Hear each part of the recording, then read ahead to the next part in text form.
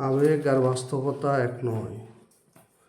আবেগের জীবনে কখনো ব্যর্থতা চোখে পড়ে না, আর বাস্তব জীবনে সফলতা তেমন চোখে পড়ে না।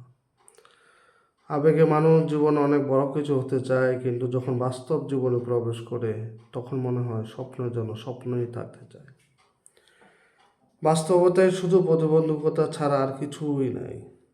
ছোটবেলায় এমন স্বপ্ন দেখে বড় হয়ে বড় অফিসার হব, ব্যবসা করলে তো কোটিপতি হবই, বড় অফিস, বড় বাড়ি, বড় গাড়ি, এটা তো অর্জন করা কোনো ব্যাপারই না।